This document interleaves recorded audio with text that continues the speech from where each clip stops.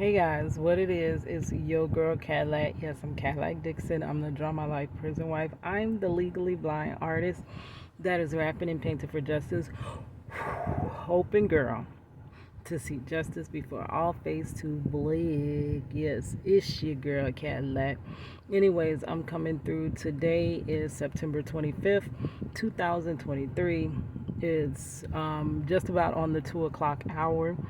I'm sorry for the noise from the car, but it is a hot.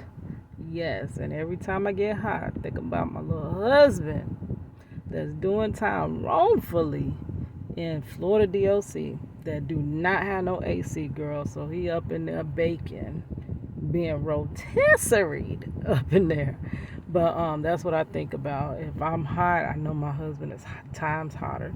But anyways, that's why I got the car running. So you hear the little noise from the motor of the car and a little bit of the air. I'm sorry. I usually like to make my area as pleasant as possible to people watching or listening to my videos, but girl, not today. It's hot. Anyways, I'm about to go back in the library and do some more work on. Remember, I told you last week that I was going in to do another dispute letter with the apartment complex about these bogus charges they trying to charge me with to be able to move out my unit. So before it was just they wanted me to pay this outlandish amount. Now, last week, what I found out is, remember how I told you I have been looking for an apartment forever and a day since last year, early last year, and did not find one. And finally, before my lease was up, which I thought I was just going to have to stay in that lease, but I couldn't afford it because it was a 2 bedroom, and you know how high and the prices are going up. So I could no longer afford a 2 bedroom, and I needed a 1 bedroom. 1 bedrooms in Orlando, Florida is much harder to find than 2 and 3 and 4 bedrooms. So it was very difficult to find one. So finally, I was like, well, I have to stay here, and I don't know how I'm going to keep paying this rent, making this rent. So I had 60 days to the end of my lease. So you're supposed to give 60-day notice that, hey, at the end of my lease, which that makes no sense. Because if you get no notice, just assume I'm not staying, like honestly. But by law, they're able to stick it to you if you don't give them 60 days. But I don't control the world. Like, I don't control Florida. So I can't make myself find something, especially when I started years in advance before a 60-day notice. You know what I'm saying? But that's how the law is, and the law is usually in favor of the businesses, the big people, and the people that are just making money off of us. Okay, so at 45 days, I found someone called me with a place that I had applied at and said, we have your 1 bedroom available. And I'm like, oh, great. But my 60 days just ended.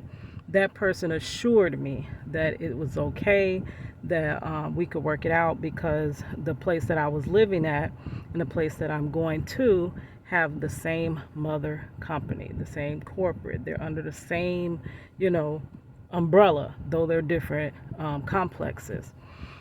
So I was assured that there would be no problem for me to move there and that they could talk it out because even though it's under less than 60 days, which I asked that, is less than under 60 days, am I going to be all right? They said, don't worry, we'll be able to take care of that. Long story short, when I moved out, almost a month later, I get this big old bill saying that I owe blah, blah, blah. I owe almost $5,000 for moving out, and they took my deposit. So they took my deposit, deducted it, and then left me with $4,800 some dollars of what? With they totaled everything up to try to first take my deposit. Then after taking my deposit, they then after that made sure that I owed over. So they charged me for not giving 1,500 for not giving 60-day notice, and then they charged me 3,100 for income they say that they lost by not knowing that I was leaving in 60 days. But you have 45 days, girl. So I'm in dispute of that. I'm disputing those charges. And then the person that I have been working with at the new complex that told me there's no problem. Problem is, I never knew she was pregnant. She disappeared one day, just stopped answering my emails. I went up to the office and they're like, oh, she was pregnant. She's on leave and she may not even come back. Okay, great. But I know this is what was told to me. So they're acting like they know nothing.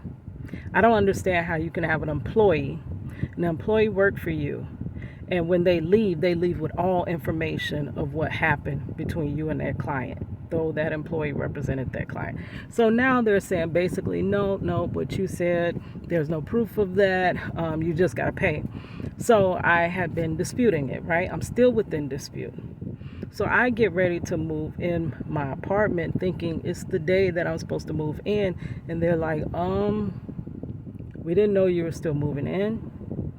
And hold on, there's a problem with that. Of course, it's always a problem. When it comes to me, it's always a fucking problem. Always a damn problem. And I don't even curse like that, but I'm like, God dog it. Why? Why can't I just do anything without 1,000,001 issues arising? Okay, they're like, well, corporate says that you owe a total, and because you owe that total, we can't allow you to move into our property. And I'm like, I've been on your waiting list. I paid my deposit. I paid my application fees. It is so hard to move. They charge you out the yin yang to even secure a spot. I did all that, and you have my deposit, my security deposit. And you're telling me because of I secured this apartment before that situation even happened, that now you're not going to allow me to move in. So that's where I'm at. They doing it because they can. Doing it because they can. And just because you can do something does not mean it's the right thing to do. Just because you have the authority, because this law backs up. It seems like the law backs up the people that are doing wrong more than the law backs up the people that are doing right. Even in my identity theft case, the courts protected the person that stole my identity and victimized me. And I'm starting to see, and even with the case of Marcello Jackson, wrongfully convicted, excessively sentenced in the state of Florida, the courts protected those that were doing wrong in his case and violated him. It's everywhere. Injustice is everywhere. It's woven into our lives. It's woven into our society. Injustice. Crush the little guy.